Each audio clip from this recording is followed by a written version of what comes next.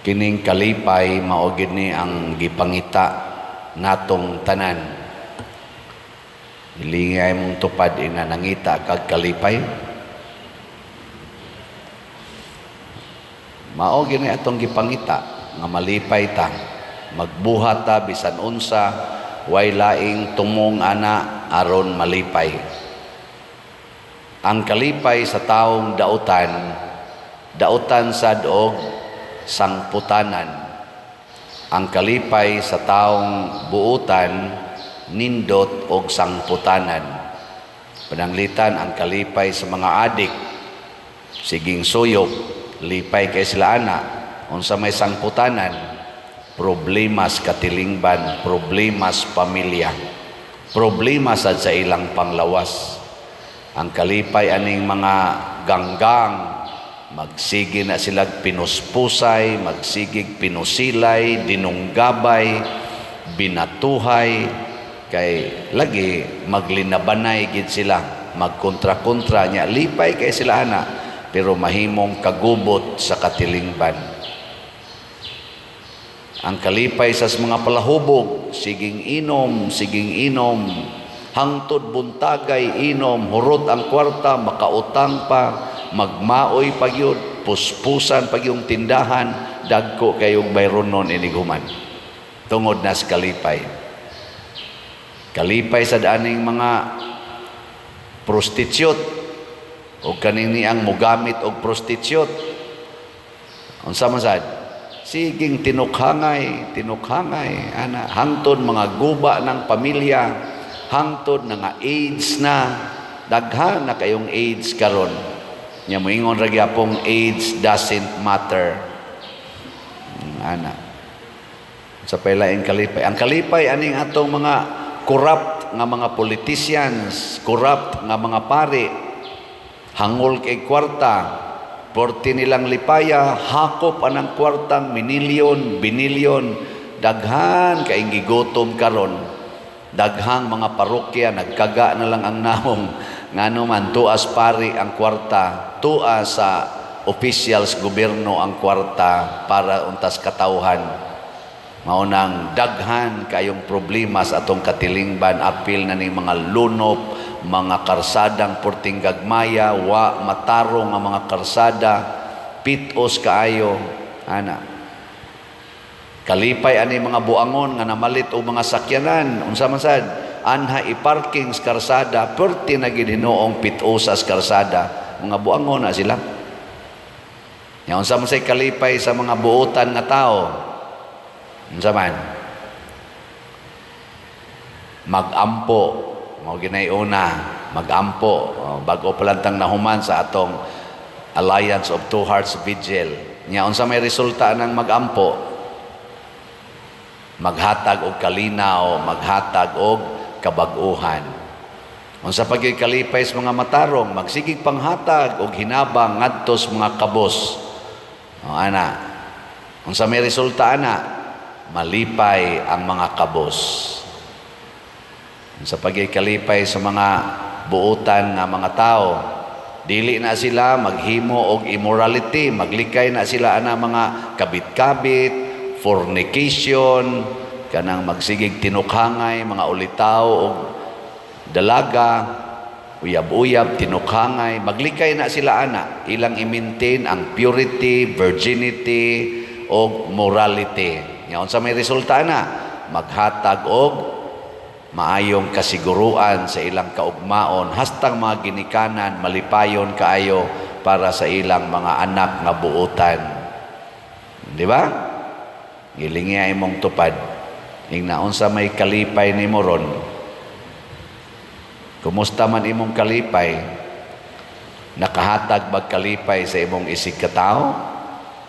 Nay, ang kalipay ni Herodes, porting lipayang Herodes, unsa may resulta? Ang una niyang kalipay, mao ang pagpangabit sa asawa sa iyang igsoon.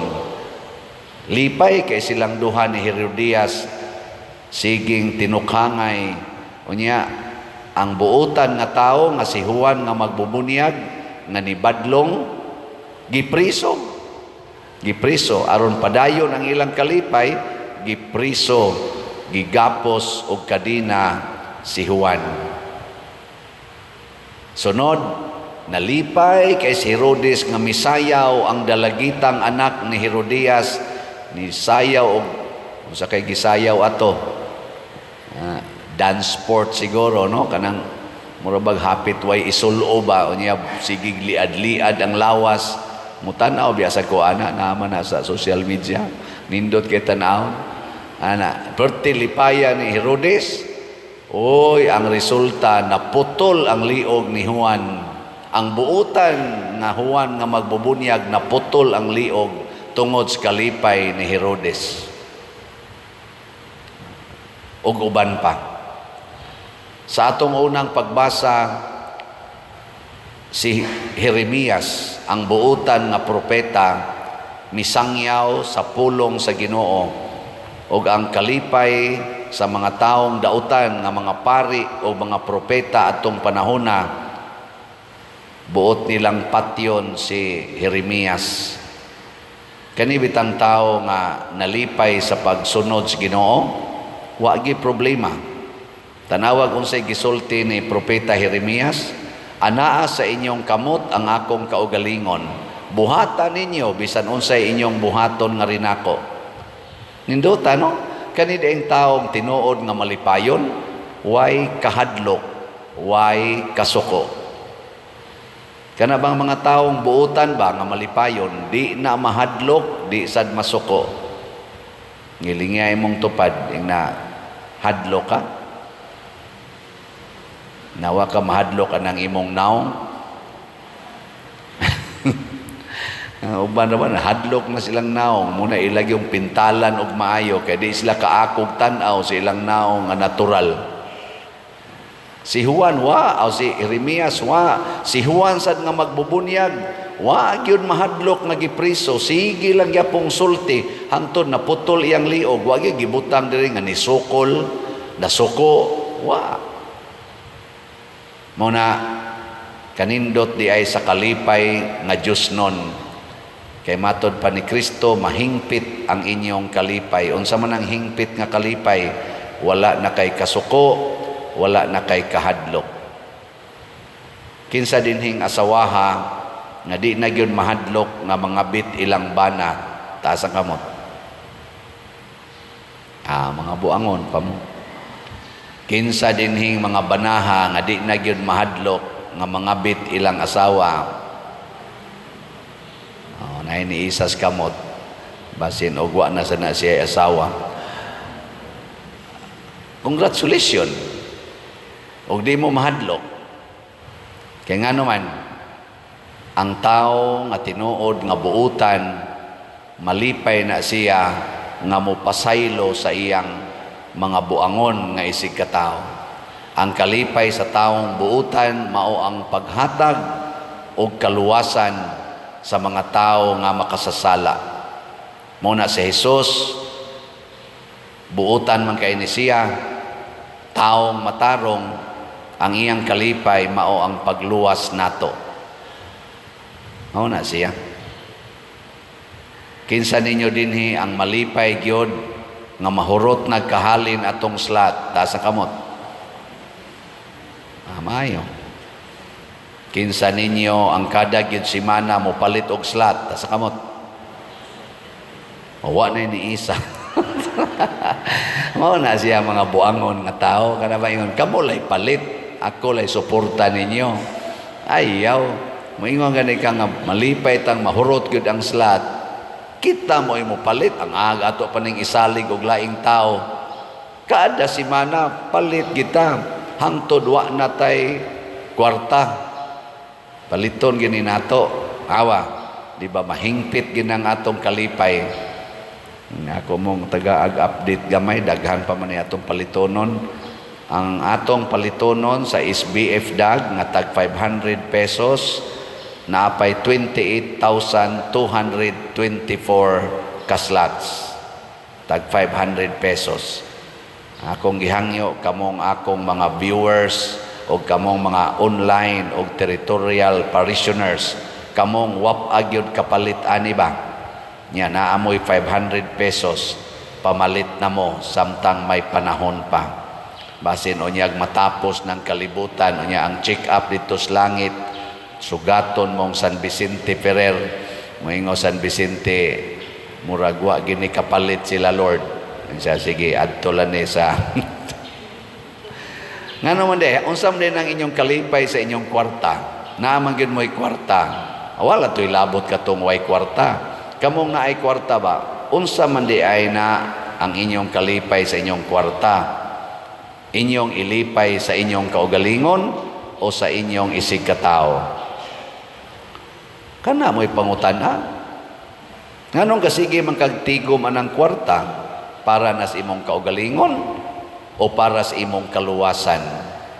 Kanindot unta kung ang atong kwarta atong gamiton para sa atong kaluwasan. Nya kanus aman ta maluwas, pinaagi sa paghatag ni ana sa nanginahanglan. Ug ang atong simbahan karon nanginahanglan.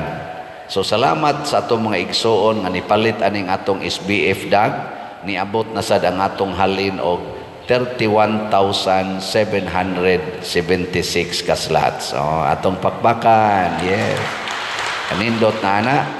Pero dali ra biya ning mahurot ang 28,224 basta ang atong kalipay mauna ang pagtabang. Nya ang ato sang Kapilinya de Fatima nga atong itabang niabot ng atong halin og 4,774 ka slots, 4,139 ang halin dinhi. Nya kaning dito sa Kapilinya 635 lang yapon, hapit na ni mo abot og tulo naman tingani kasimana, wa man gitingali halin dito. Ako laning hangyo ni taga Kapilinya ato mga kuan dito, mga officers nga share sa nang halin dire, basig na mo'y halin diha, wa naman ni dire na mula ni sa atong parokya, wa ra ba tay waf din hino, kita din ba wa tay waf kana bang World Apostolate of Fatima nga organisasyon ba, wa man ta na din nya kita mo'y sigig baligyag slat ang mga parokya nung naidaghang waf bitaw, sorry ha mga waf, pero basin pag naihalin sa dito, sige lang, napatay wa mahalin sa MMHD nga 1,226 na lang yun ni 1,226 tag 1,000 pesos per slot. Ato na ning hotdon para malipay ang mahal nga birhen. Nganuman tungod kay ang kalipay nato kung ato nang ipaambit sa atong isig katao, mao na ang tinuod nga kalipay. Pero samtang ang atong kalipay para pa lang sa atong kaugalingon, mura pa ta nagkalipay ni Herodes, kalipay ni Herodias, mao na gitawag og evil happiness. Kinahanglan gyud mangita ta sa gitawag og divine happiness. Kana bang mo share gyud ang kalipay naas pagpaambit, naas pagantos o pagpakamatay para sa isig katao.